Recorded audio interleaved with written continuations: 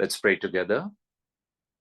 Heavenly Father, Divine Mother, friend, beloved God, beloved Gurus, Masters, Jesus Christ, Babaji Krishna, Lahiri Mahashai, Swami Sri Yukteswarji, beloved Guru Paramhansa Yogananda ji, saints of all religions, our beloved friend, guide, Swami Kriyananda ji. We invoke your presence in this satsang, in our daily prayers and service. Be with us now, blessing us with your teachings, your life example, and your uplifting grace. Om Shanti, Shanti, Shanti. Let us meditate just for a minute, and I'll invite, if you can turn on your videos, it will be nice. Let's meditate for a minute.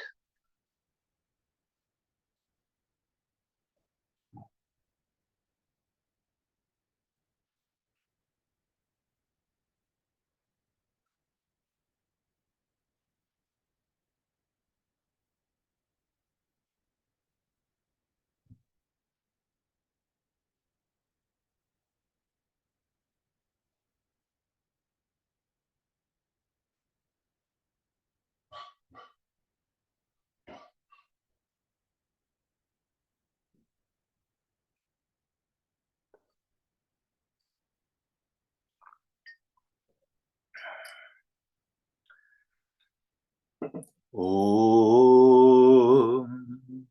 Om, Om, Om Shanti. Welcome once again, everybody. It's so nice to see you. And I said good morning early on because I'm here in our meditation group in New York with some wonderful devotees. I'm staying in their house. Their names are Vidya and Scott. Vidya is from India. Scott is an American, and wonderful Guru Bhais. I've known them for many years. We were on a pilgrimage together in 2014 in Puri. So I'm here to do some programs and events. And this evening, it's a small world. It's shrinking by the day. This evening, I'll be going to a devotee's house. His name is Rohan. He's the nephew of our Kriyaban, Preeti Issar, who runs a meditation group in Jabalpur. So again, the more we walk the spiritual path, the more you realize, like Swami used to say in his song, brothers, because today's theme is on kindness. And interestingly, much could be said about this beautiful little word. Swami said that, like, when Yogananda ji passed away, or let me take it one step further, when Jesus Christ was about to leave his body, he was hinting to his disciples, and he asked them to kind of, love one another and respect one another. And Paramhansa Yogananda ji gave a very similar counsel, before he left his body. He said, when I am gone, only love can take my place. And somebody asked Swami Kriyananda ji, Swamiji, what is it that we could, hold on to as your legacy? And he said, kindness. So there's a lot we could say about it. And maybe, let's see, maybe I'll do it in two parts. But I wanted to share a little bit about kindness. Of course, it's a quality of the heart. Now, we feel very happy if somebody is very kind to us.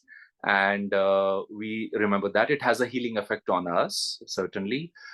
But keep that in mind. And today, I hope I can convince you it has a very profound healing effect on the person who is practicing kindness. And for my own sake, some people find it discouraging. Some people, I hope, find it encouraging, what I'm about to share. I've been trying to practice the affirmation of kindness from Swami Kriyanandaji's book, Affirmations for Self-Healing, for the last now 16 years. And when I shared it with somebody, they said, what? Are you not a kind person? And I said, no, by and large, I'm a kind person by certain societal standards. I said, but there are levels, especially you come on a path of Paramhansa Yogananda ji, there are really levels of kindness. There are levels of love. For example, it's good to love somebody who loves you. It will require a little bit more love to love somebody who is neutral. And it requires, as we know, a certain amount of, from here, divine love, you might say, kicks in, at least in our perception. Ultimately, everything is divine. But from your and my perception, think of Jesus Christ. Paramhansa Yogananda ji said his greatest sermon was given from the cross after he was crucified. Those words, and it was a very brief sermon, one line: Father, forgive them, for they know not what they do. Master said, what? How much he must have been healed. He was with God, in God. He could talk to God, even though there were nails driven through his body at that time. And he was compassionately thinking of those who had put him up on the cross. So healing, yes, in body, why not? But in mind, in emotions, and most importantly, who cares if the body, like Anand Mohima said, it's like a plate with some prasad on it. Once you've eaten the prasad, once you found God, she said, who cares what happens to the plate? You can throw it, you can wash it and use it again. So you could be on the cross, but you are healed, healed. Always, you are healed forever if we can unite our heart to God's love in an unbroken way. So I want to share a few little stories about this beautiful theme. First of all, I'm in New York, and it's interesting, now people do say there is some truth to it, that they can say, oh my goodness, like even Mahatma Gandhi in 1940s, he was saying this about cities. So there is some truth to it. He said, I find it bewildering to be in a large city. He said, I don't know all the people. The faces are always new. It is too much. And of course, it is like that. On the other hand, if we try to see it and not define it always as a problem, but rather as an opportunity, that, okay, I thought my family had 5 people, but suddenly somebody tells me it has 2 million, 20 million people. Now, how am I going to love? Now, you can't go around hugging and embracing everybody, but let's take the example of the great masters. How did Yogananda ji behave when he was in this beautiful city? Now, Yogananda ji was once taking a train from the East Coast, I believe maybe Boston or New York, to the West Coast. And as it happens, you have to have, it's a 3-day journey even now, maybe earlier it was longer. You have to have your breakfast, lunch, and dinner. So there's a pantry, a car, and you go and sit there. And Master was always going and sitting in a particular table, on a table, and this guy would come and offer him very lovingly some breakfast, then coffee, then tea, then food.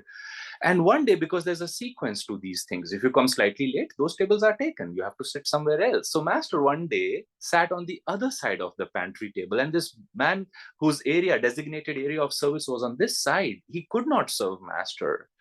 And he literally came with a jug of water to Master and was weeping standing next to him. And he said, why didn't you sit on that side? And Master said, oh, I came a bit late. They asked me to sit here. And this man was weeping. And he said, who are you, sir? And what do you have? He said, I want to serve you. And Master just smiled at him and blessed him. He said, I have God. And think about it. I have God. So on one level, Master didn't embrace him. They perhaps didn't take each other's number, name, but to Master. And if you see the flyer for today, which I requested Bhavaniji to make, there are 2 people who are traveling. And because this is something I felt, in my travels, and that you don't need to know people's name. You don't need to strike up too big of a conversation. Actually, maybe even no conversation sometimes. But like they say, silence, a saint once said, is the perennial language which is often interrupted by talking. Now, talking is good, speaking is good, getting to know one another is good, but who says silence is not full in itself? The important thing is that our hearts be full and we project that kindness to other people. Now, I'll tell you 1 or 2 other stories and then we'll go into practice. And Yeah, I think I'll take this topic in two parts because there are too many stories to share. I'll share one or two from New York City and my travels here, and then we will go into the practice of things to do. And keep in mind, friends, try to practice some of the things I share and the affirmation of kindness from Swami Kriyanandaji's book. Maybe for the coming week, see how little bits and pieces could be applied. Now, last year, when I was here, I landed. I found this wonderful man who was from Bangladesh. He was one of those famous yellow taxi drivers. And while I was going to our center, I got to know him. And he told me he was so grateful to America because he had come 20 plus years ago because of what is called a lottery system in a visa. And this is something the US does for people around the world. I hope they're still doing it.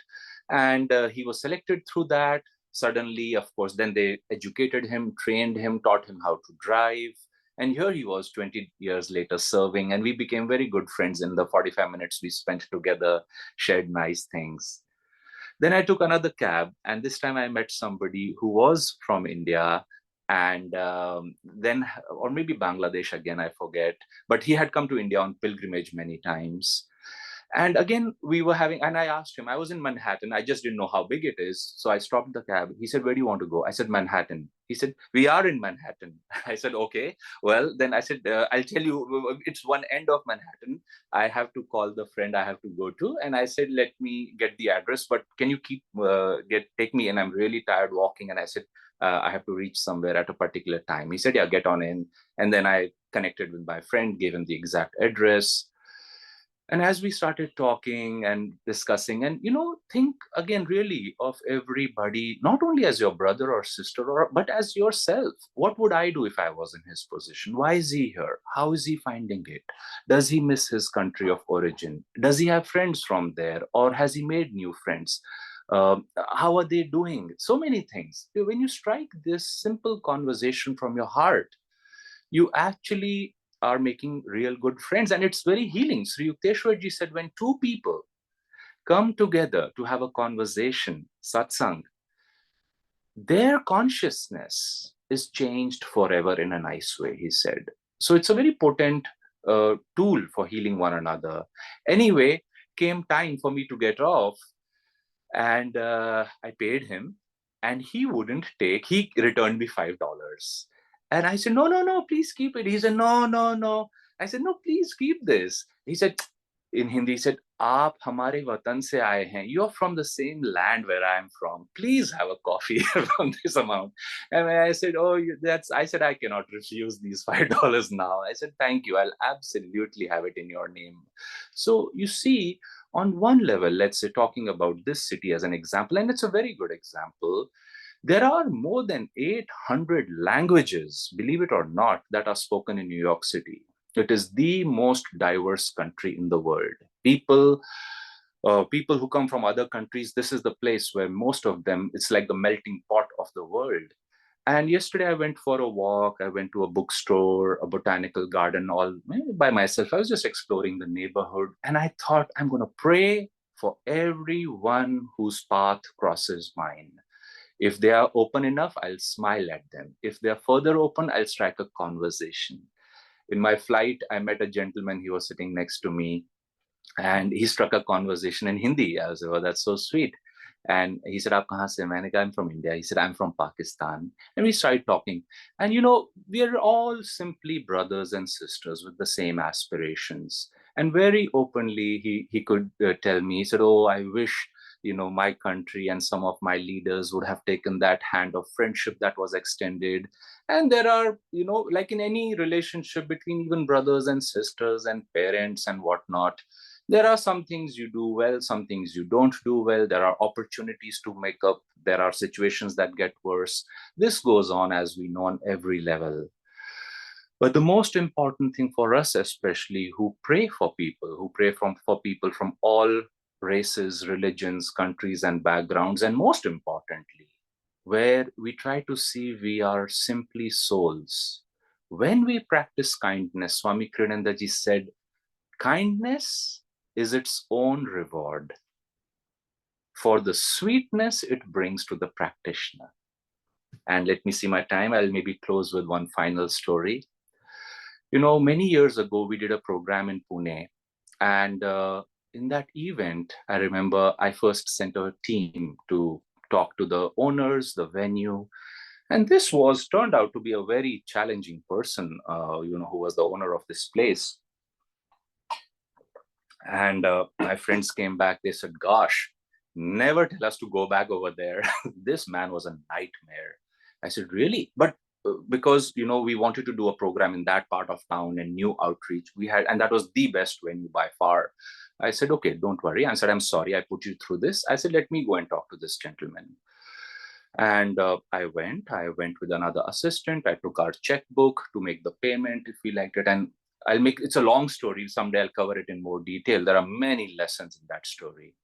For me, at least, I took many lessons over there. But I remember I spoke to this man. I said, in short, I said, "Sir, we want to do a 4-hour program." You see, at that time, we were used to doing 2-hour public programs, public talk, and that's the end of it. I said, "I want to do a 4-hour program. It's my guru's birthday, 5th January, a birthday anniversary. It's a free program. We are a spiritual group." He tells me, "Well, it's not my birthday." And he said, "I'm not running a charitable NGO like you. I'm running a business." And he said, "Take it or leave it, you know." And I said, "Well, maybe you'll think," I said, "This is a saint's birthday. Maybe you could reconsider it." He said, "He's your guru, Mr. Aditya, not mine." I said, "Well, okay." So, and he said, "My venue is available for one full day, not for 4 hours. Take it again or leave it." So I said, "No, we'll take it." So we took it, we paid the amount. Then I told him, I called him. I said, "By the way, children will come for this program. Can we play on that grass?" He said, "No, no, no. The payment you've made is for the rooms, the hall, not for the grass. That is a whole different number." Again, I wanted to screen a movie, the Awake movie, The Answer and such, the Finding Happiness. So I wanted to play this now on Saturday. I said, "Can you give me for 2 hours on Saturday?" And this is the second meeting I had with him a few days later. And you know what he said? He said, "Yeah, you can have the day." I said, "But I really wanted for half a day. I cannot pay for the full Saturday." He said, "No, keep it for the full day and you pay me for half a day only." I said, "Really?" He said, "Yes, yes, yes." So his wife was sitting there and she said, "Won't you ask him why he's being so kind to you?" I said, "I am very intrigued. Why are you being so kind, sir?" And then he started shying away and looking at his shoes here and there, left and right. And then he's murmured. He said, "Oh, 5th of January is also my birthday, by the way." I said, "But last week you said it's not my birthday, it's your guru's birthday." He said, "Yeah, yeah, I know, but it's my birthday also. Besides, my brother-in-law is a disciple of Paramhansa Yogananda. We have Yogananda's books and photo frames all over our house." I said, "But last week you said you don't know anything about him."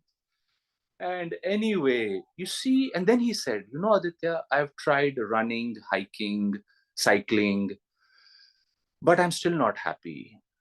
You think I should learn how to meditate?" I said, "Oh, absolutely, sir." I said, "Athletics is very good. I'm myself very athletic." I said, "But if you include meditation, you will benefit a lot." And he, his wife, mom, children, they came to our classes over there.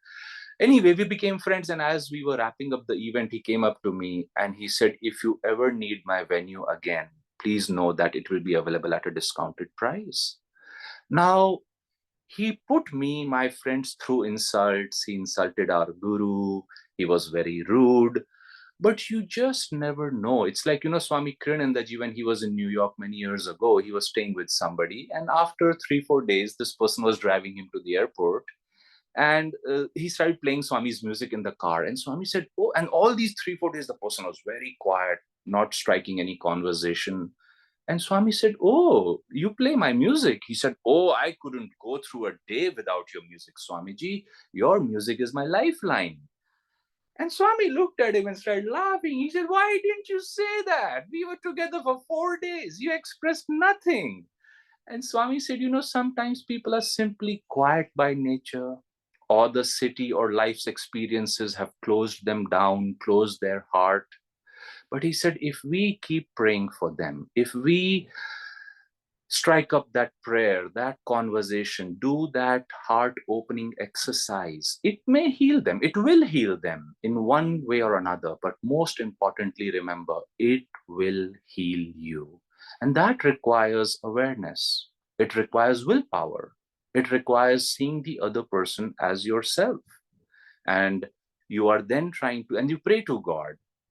Like I said, you don't go around shaking hands or hugging people or talking to them. No, that would be restless activity.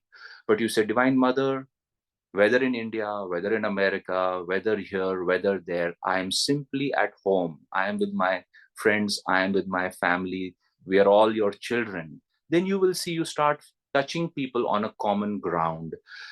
And that really, I have found it's not easy, but it's not very hard either. It depends how you see it, but it is very satisfying and extremely heart opening. And I have found whenever I've gone through an experience like that, I have come out healed and more expanded in my awareness. So let's take a moment. Now I'll continue the subject in the subsequent week. Let's sit up for a moment. See all nations, people everywhere, elderly, middle-aged, children, all as our brothers and sisters. See the light of God showering upon them. See the same light also growing from inside out, from each individual. Let's rub our hands, send prayers and healing to everybody by chanting Om 3 times. Om. Om. Om. Om Shanti.